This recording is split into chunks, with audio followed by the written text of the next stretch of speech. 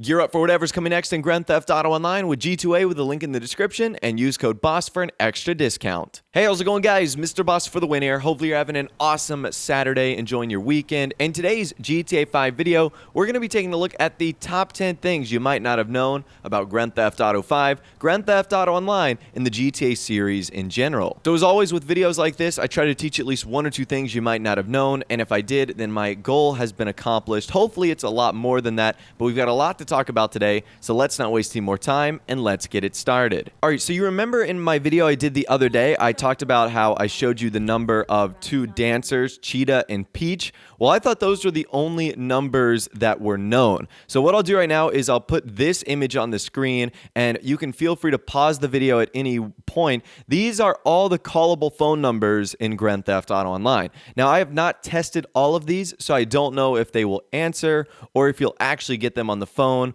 or if they'll even pick up. But I do know that some of these are ones that you can call and you will get a response out of them. So I think this is pretty cool. If you've got some spare time in Grand Theft Auto Online and want to figure out, what's going to happen, or you just wanted to know Franklin's phone number or Michael's phone number or Amanda's phone number, this is actually pretty cool. I mean, you've got Devin Weston on there, you have Dave Norton, you've got everyone from the campaign here. So this would be cool to call in online and see who you can actually get. But anyways, I wanted to clear that up because I thought the only known numbers were Cheetah and Peach, but clearly it is way more than that, and you've obviously got so many different numbers that you could call right there. So that's pretty cool. Again, if you want to call any of them, just pause the screen and check that out. All right, something else I noticed when I was actually recording for another video, in a video I did about a week ago, I showed you guys how to get into Lester's house, and I was just looking around doing some various random things, and I found another Easter egg in here, which I didn't believe I could.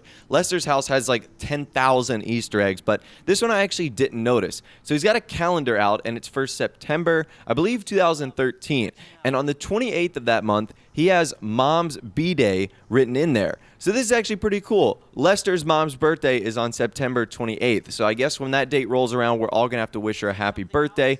I did think that was cool. Like I said, there's so many things in here like Back to the Future references, hints at DLCs being added into the game. But this one I thought was pretty cool too. And it also shows a more human side to Lester as well. That at least he's still trying to keep up with his family and wants to at least celebrate or acknowledge his mom's birthday on September 28th. So I thought that was pretty cool. And again, when that day rolls around, we're going to have to wish happy birthday to Mrs. Lester. Okay, up next, two things you probably didn't know about the voice actor of Franklin, Sean Fantino. He's the voice actor and likeness of 1/3 basically of the main characters. The first of which is that he is older than Stephen Ogg, who is the character that plays Trevor.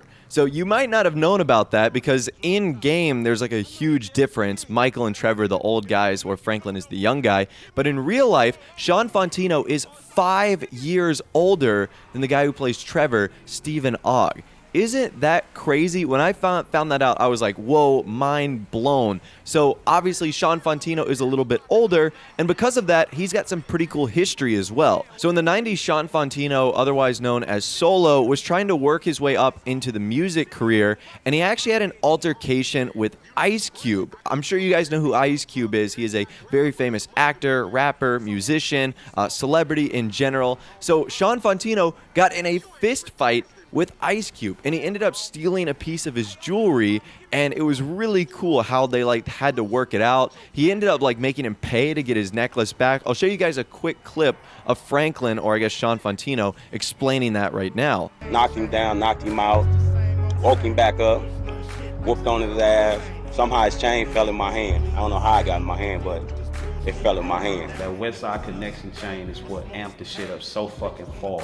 I started saying, well, fuck it then. That's why everybody want to take it. I'm going to sell the motherfucker back to the dude. He can have the motherfucker back, but he got to pay for it. That's just the street rules. That's pretty cool. I bet you didn't know that that was a thing that Trevor's voice actor got involved with. And when I found that out, I was pretty shocked as well. Let's move on to the next thing. If you guys still have your game case of GTA 5, which you might not, I know it's a game that's obviously 3 or 4 years old. On the official map, if you look in the bottom right-hand corner, there's this shark icon. It's kind of located really close to another island. island. It looks like it's in the shape of an island, creating a shark island. And a lot of people have been wondering, what does this mean? Is this an Easter egg for shark cards? Is this an Easter egg that's telling us if you go to this location, there's going to be a hidden shark island or sharks appear at this location? And unfortunately, none of those things happen. So I'm not entirely sure why Rockstar put this on the map there. Maybe they were planning something and they made the map, and then by the time they got around to making the game, there wasn't a way for them to implement to do what they wanted. But just know that if you take out your GTA 5 map, you'll see this shark icon. Unfortunately, there's nothing there. It doesn't indicate any danger, no islands, no nothing. So I don't know what was the point of it. It just seems like a random and mysterious shark. All right, moving on. I got a few requests to explain what this was. We were doing a live stream a couple weeks ago, and we did our theme in the graveyard. It might have been like a Valentine's Day theme or something like that. And someone asked me, what's with the Easter egg on one of the park benches? So if you go up this staircase and you notice that there's 3 benches here, 2 of them on the outside people will sit on. The one on the middle, no one, including NPCs, will ever sit on. And it's got this placard on there, and it says, "In memory of Chris Edwards." You might be wondering, well, who is Chris Edwards and why is this here? Well, this wasn't always here. Rockstar added this with the enhanced version of GTA 5, the one for current generation.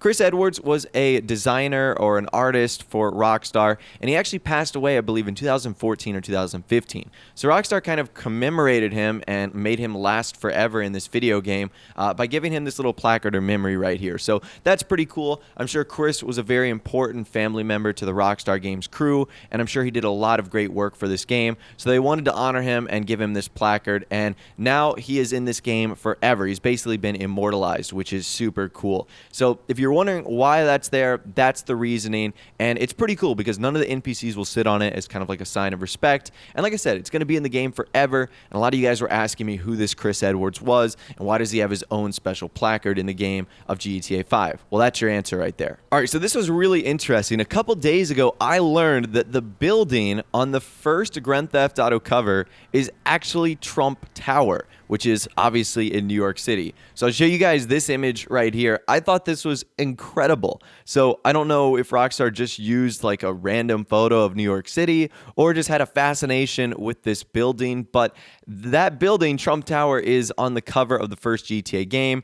And what's crazy is it actually appears in Grand Theft Auto 4. It's called Cleethorpes Tower. It's a skyscraper in the district of Algonquin in Liberty City, and it is clearly based off of Donald Trump's building, Trump Tower. So that's interesting right there, that obviously is a reference in Grand Theft Auto 4, but also that it's on the cover for a main Grand Theft Auto game, albeit not their most popular in their first, but still a Grand Theft Auto game nonetheless. Okay, at the number 7 spot, I thought this was awesome. So you guys know that Packy McCreary is one of the heist members that you can use. Well, you also probably know, if you play GTA 4, he was a prominent member of that game where he helped Niko Bellic robbed the Bank of Liberty City, did so many other things. And what's interesting is we don't really know why he came to Los Santos or when he came. However, Rockstar slipped in a secret bit of foreshadowing at the very end of the Grand Theft Auto 4 game. So many people don't even pay attention to the credits or might not have been paying close enough attention. However, at one part of the Grand Theft Auto 4 credits, you can see Packy McCreary getting out of a taxi cab at the airport in GTA 4 with a bag on his back, looking to go straight to the airport and presumably head to Los Santos. So that right there is awesome. Rockstar doing some foreshadowing for us at the time that Packy would be appearing in the next Grand Theft Auto game in Los Santos. So that right there is so awesome, and I didn't even catch that on day one. My friend ZacCox actually showed that to me, and I was like, whoa, that is the craziest thing ever. I mean, just the level of detail that Rockstar went into there is pretty ridiculous, so I absolutely love that. Now, speaking of Grand Theft Auto 4, Grand Theft Auto 4 and Niko Bellic, the main character, was actually mentioned in a very funny way. On a television show, Criminal Minds, they were trying to figure out, what individual was doing something, and he entered in his name as Niko Bellic. And everyone was kind of confused except for one individual who was savvy enough to figure out that that wasn't a real name, and that was just the character of Grand Theft Auto 4. I'll let you guys take a listen to that right now. Did she get a name? Yeah, she said the child's name was Niko Bellic, and his hometown was Newton, Iowa. Say that again, Niko Bellic? The thing about that is that... Niko Bellic is the name of the main character in Grand Theft Auto 4. What? I know things. So that right there is the first time I've heard a Grand Theft Auto 4 character or anyone like Niko Bellic mentioned in real life pop culture. So I just thought that that reference right there was pretty awesome. I don't watch Criminal Minds, but I did think that moment was pretty funny. All right, and finally, last but not least today, wrapping things up at the number 9 spot and number 10 spot. We're both going to be in Grand Theft Auto Online. I'm doing this first one in single player. That's just because I was. There's this really cool spot on the pier that I didn't even know you could get to. So it's this like below the pier spot. It's like a little walkway or railing that you can walk on. Now, it does require a larger car, or like an SUV, to get on, but this is so cool because you're suspended over the water, yet you can run freely, and you can also shoot out from this as well. So this is cool because obviously your icon is going to show you on the pier, which is where most people would assume you would be, but obviously you're going to be underneath it, and no one would suspect to look there. So this is really cool. You can literally walk around the entirety of the pier. This is a pretty great bounty hiding spot. It's a great way to troll your friends.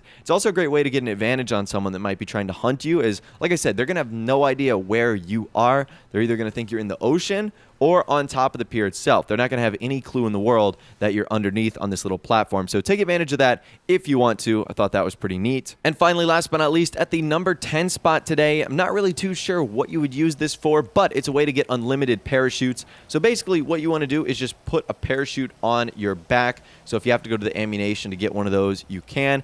Then what you want to do is quickly flip the parachute off. Then go ahead and load up into a SecuroServe CEO, and then switch your style to the first one on the right, and then switch it back. And if you've done that successfully, every time you do that, your character is going to take his parachute off, creating this mountain and pile of extremely tall parachutes on the ground. Like I said, no clue what purpose this would serve, other than maybe to take a cool photo or to troll your friends or do something like that. I'm really not too sure. I'll leave that reasoning up to you. But anyways, that's all the information that I'm going to be talking about for you guys in this video today. The top 10 things you might not have known about GTA 5, Grand Theft Auto Online, and the GTA series in general. As always, if you did learn one or two things from this video, which is always my goal, a like rating would of course be awesome. And also subscribe to my YouTube channel if you are new, or you like daily GTA 5 videos like this. With all the way, guys, like I said, thanks so much for watching. Take care, and I'll see you guys in the next video.